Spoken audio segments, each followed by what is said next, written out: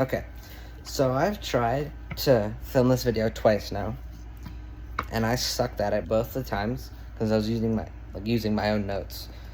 So I'm just gonna read the parts that I highlighted in this chapter out to you, and then explain it right after. So just a second, I gotta scroll back to the beginning of the chapter. Oh, and this is Atomic Habits, chapter 3. It's about how to build habits in 4 steps. 4 steps. That's it. 4 steps. You got it. Yeah. So hold up. Give me 2 seconds. Okay. So the first thing I highlighted. Hold on a second. Okay. So the first thing I highlighted was about this guy. I forget his first name, but his last name was Thorndike, and he created this cat study where the cats were placed in a box, and that box had a bunch of not secret compartments, like levers and buttons and stuff that you could press, or that the cats could press, and only one of the buttons or levers, I forget if it was a button or a lever or some other thing, opened the door to let the cats out of the box and to the treats. You know what I'm saying? So the first 20 trials went like this. It took the first cat 160 seconds, not the first cat, the first attempt from the cats, 160 seconds, then 30 seconds, then 90 seconds, 60 seconds, 15 seconds, 28, 20, 30, 22, 11, 15, 20, 12, 10, 14, 10 again, 8, 8, 5, 10, 8, 6, 6, 7. So, one thing.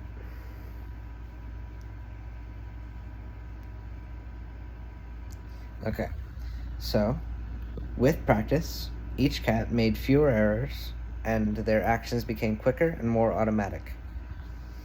Rather than repeat the same mistakes, the cat began to cut straight to the solution. From his studies, Thorndike described the learning process by stating, behaviors followed by satisfying consequences tend to be repeated, and those that produce unpleasant consequences are less likely to be repeated. His work provides the perfect starting point for discussing how habits form in our own lives. It also provides answers for some of the fundamental questions like, what are habits, and why does the brain bother building them at all? So yeah, that's the first thing I highlighted. Then the next thing is, the process of habit formation begins with trial and error. Whenever you encounter a new situation in life, your brain has to make a decision. How do I respond to this? The first time, your brain has to make a decision, and the decision is, or the question that you would ask yourself is, how do I respond to this? And then, the first time you come across a problem, you're just trying things out to see what works, and then that's the end of my highlight, and that's basically just saying the process of habit formation begins with trial and error, and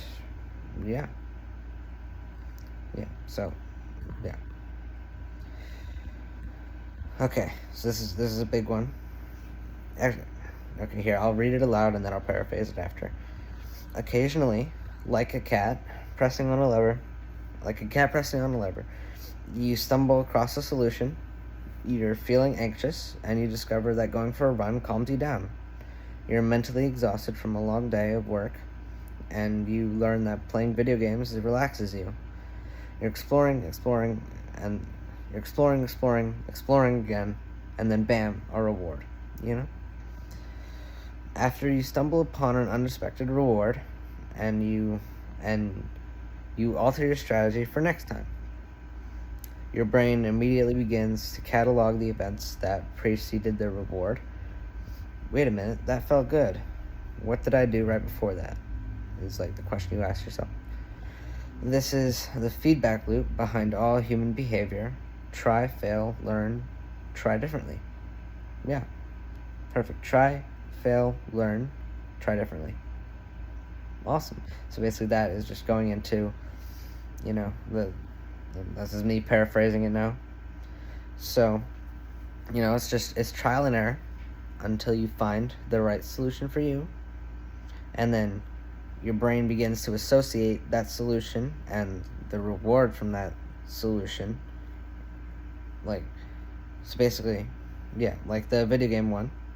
After a long day of work, you come home, you pick up your video game controller, and it relaxes you, just playing video games, shooting people on video games, and heading a ball into a net on video games. You know what I'm saying? All that good stuff from video games. Anyway, yeah. And, after you stumble upon an unexpected reward, you alter your strategy for next time. So next time when you get home from work, your brain knows that video games relax you.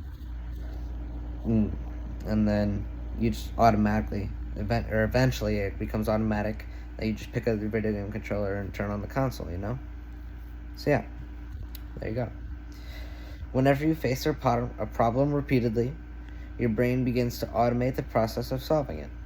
So yeah, that's another simplified way of saying it, Habits are simply reliable solutions to recurring problems in our environment.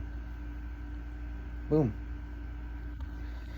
You learn to lock in on cues that predict success and tune out everything else. When a similar solution arises in the future, you know exactly what to look for, and there's no longer a need to analyze every angle of a situation. Your brain skips the process of trial and error and creates a mental rule: if this, then that. These cognitive scripts can be followed automatically whenever the situation is appropriate. Now, whenever you feel stressed, you get the itch to run. As soon as you walk in the door from work, you grab the video game controller. A choice that once required effort is now automatic, and a habit has been created. Boom. Just like that, habit. You know what I'm saying? So yeah, basically it's just saying you lock in on the things, or like you focus in on the things that give you a reward that is desirable, and you just tune out everything else. Just everything goes out the door, you send it home crying. Yeah? Good. It's all about trial and error. Yeah. The primary reason the brain remembers the past is to better predict what will work in the future. Habits reduce cognitive load and free up mental capacity so you can allocate your attention to other tasks. So yeah. It's just your brain pawning off, stuff that can be automated to your whatever part of your brain holds all your automatic processes. Anyway, yeah. Such questions here. One sec. So the argument goes like this: will habits make my life dull? I don't want to pigeonhole myself into a lifestyle I don't enjoy. Doesn't so much routine take away the vibrancy and spontaneity of life? That's the question. And the answer is hardly. Such questions set up a false dichotomy. I don't know what that is, but yeah.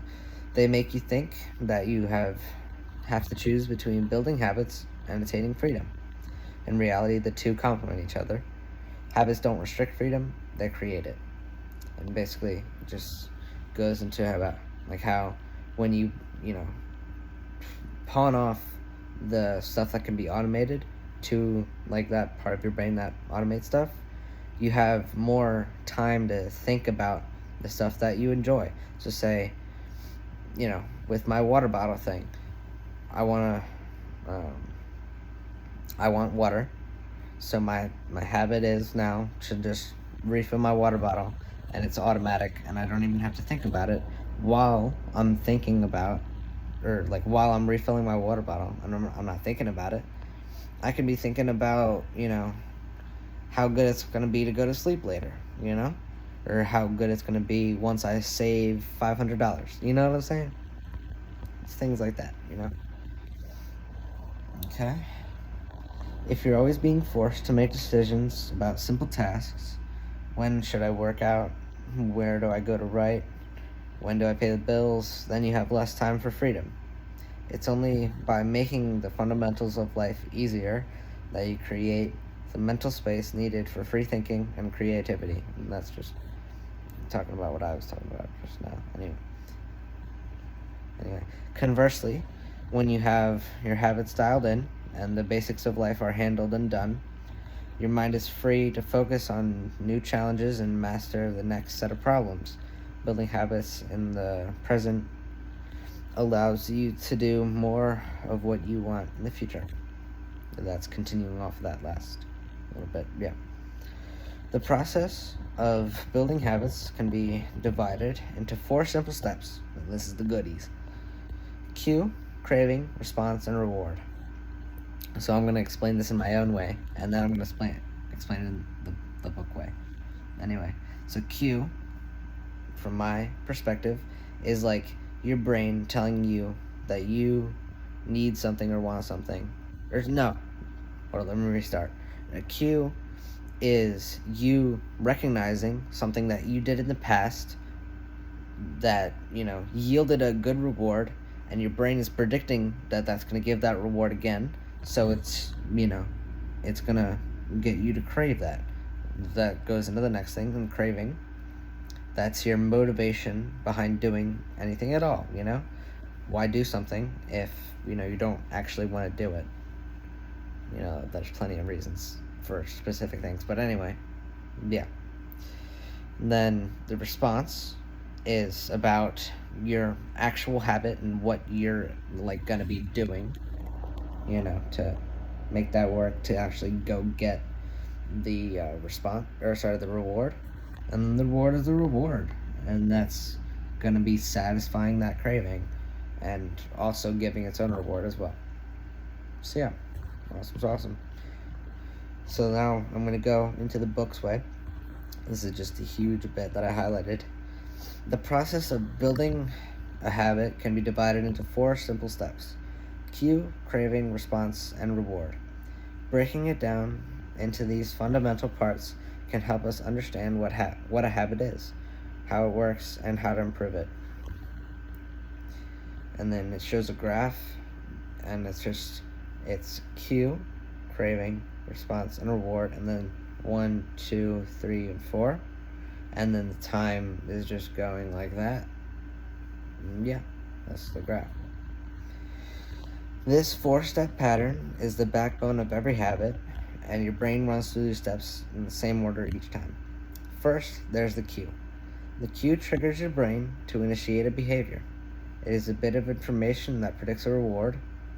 Our prehistoric ancestors were paying attention to cues that signaled the location of primary rewards like food, water, and sex. Today, we spend most of our time learning cues that predict secondary rewards like money, fame, power, and status, praise and approval, love and friendship, or sense of personal satisfaction. And of course, these pursuits are also indirectly improve our odds of survival and reproduction, which is the deeper motive behind everything we do. And that's not coming from me, although I do believe that. Yeah. Okay. Cravings are the second step, and they are the motivational force behind every habit. Without some level of motivation or desire, without craving a change, we have no reason to act. What you crave is not the habit itself, but the change in state it delivers. You do not crave smoking a cigarette, you crave feeling the relief it provides. You are not motivated by brushing your teeth, but rather by the feeling of a clean mouth. You do not want to turn on the television, you want to be entertained. every craving is linked to a desire to change your internal state. So basically, that's like basically that's me craving water. So, my response is my habit to go refill my bottle. Yeah, just like that. And then my reward would be, a full water bottle. Okay. Cravings differ from person to person. In theory, any piece of information could trigger a craving, but in practice, people are not motivated by the same cues. Cues are meaningless until they are interpreted. So basically, yeah. So like, that's me. I personally love water. That's the only thing I ever drink, except for occasionally when I'm at work, I have like half a cup of mug root beer, but that's a separate thing. Somebody else might be like when they feel thirsty, they might be like craving some Pepsi or some kind of soda or tea, coffee, whatever.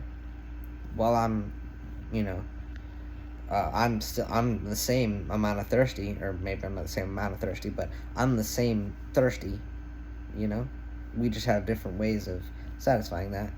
So yeah, that's theirs. The cues are meaningless until they're interpreted. That's my interpretation of the interpretation. Anyway, the third step is response. The response is the actual habit you perform, which can take the form of a thought or an action. Whether a response occurs depends on how motivated you are and how much friction is associated with the behavior. If a particular action requires more physical or mental effort than you're willing to expend, then you won't do it. And your response also depends on your ability. It sounds simple, but a habit can only occur if you're capable of doing it.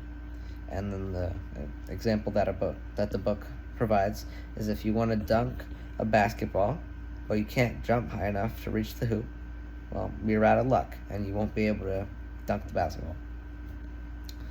Finally, the response delivers a reward. Rewards are the end goal of every habit. The cue is about noticing the reward, the craving is about wanting the reward, and the response is about attaining the reward. We chase rewards because they serve two purposes.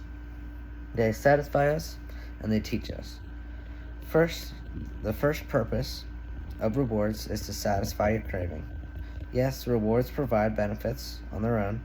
Food and water deliver the energy you need to survive. Alright. But the more immediate benefit is that rewards satisfy your craving to eat or gain status or win approval, at least for a month. At least for a moment. Not for a month for everything, Wish it was for a month. But anyway. Where was I? Oh, there we go. Rewards deliver contentment and relief from craving. Second, rewards teach us which actions are worth remembering in the future. Your brain is a reward detector as you go about life. Your sensory nervous system is continuously monitoring which actions satisfy your desires and deliver pleasure. Feelings of pleasure and disappointment are part of the feedback mechanism that helps your brain distinguish useful actions from useless ones. Rewards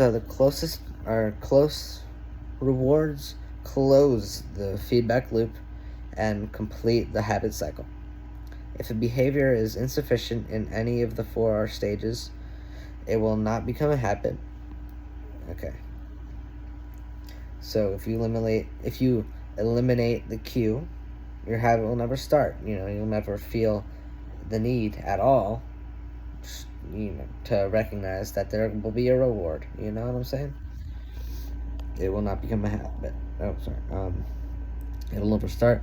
Reduce the craving, and you won't experience enough motivation to act. Make the behavior difficult, and you won't be able to do it. And if the reward fails to satisfy your desire, then you'll have no reason to do it again in the future. Okay, and then the habit loop. it goes Q at the. It shows a graph. It's has 4 sections. It's divided by like a cross. The top left one is Q, then craving, then response, and then reward, and then it goes back. It has like a circle in the middle. It starts with the Q, and then it goes in a circle around to craving, to response, to reward, and then it has an arrow going back to Q, and then yeah, it just repeats. Yeah, Carmen, stop.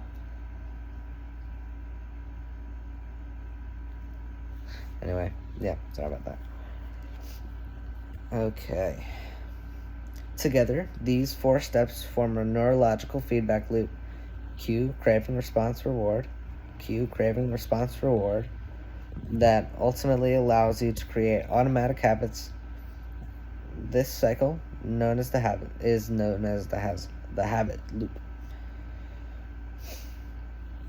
We split these 4 steps into 2 phases: the problem phase and the solution phase. The problem phase includes cue and the craving, and it is when you realize that something needs to change. The solution phase includes the response and the reward, and it is when you take action to achieve the change you desire. And then it has a little graph. It has, or not a graph this time. It's like a text table thing. So it's got the first little bit is named problem phase, and then in its own section it has cue and craving as number 1 and 2, and solution are under it, and then it has its own text box, and it has 3 and 4 reward and response. So yeah, that's how it's divided. We're straight in the middle. All behavior is driven by the desire to solve a problem, and sometimes the problem is that you notice something good and you want to obtain it. Sometimes the problem is that you're experiencing pain and you want to relieve it. Either way, the purpose of every habit is to solve problems you face.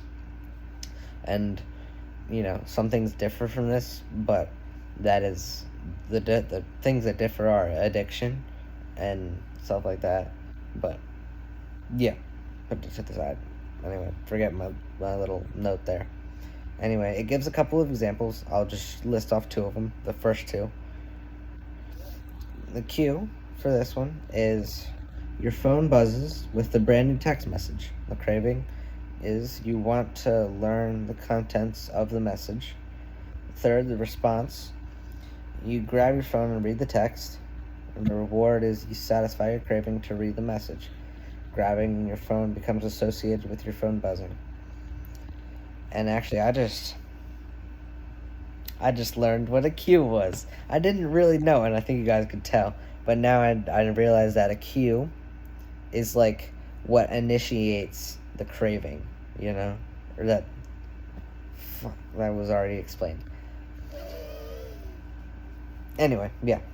So I get it now. I get it. Okay. The second one, problem phase. You are answering emails, and then that was the cue.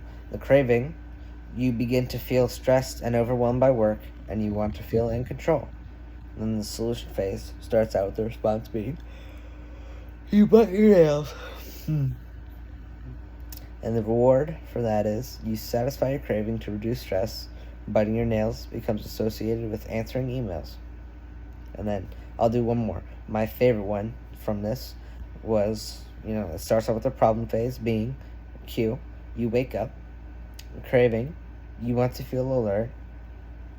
Then this continues the solution phase. Can't talk right now. Anyway. The response.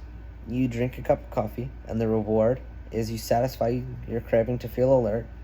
And drinking coffee becomes associated with waking up. That one really got to me the most, because a lot of the people in my family are caffeine addicts. It's terrible watching them. They're like fidgeting without it so much. It's like they have like an ADHD or something. Not that I know what that is, but I know what ADHD is, but I don't know what it stands for. Moving on, that I get sidetracked easily. And after decades of mental programming, we automatically slip into these patterns of thinking and acting. In the following chapters, we see time and time again. We will see time and again how the 4 stages of cue, craving, response, and reward influence nearly everything we do each day. But before we do that, we need to transform these 4 steps into a practical framework that we can use to do that. What? Yeah, sure. For a second, I'm making the video. Sorry about that.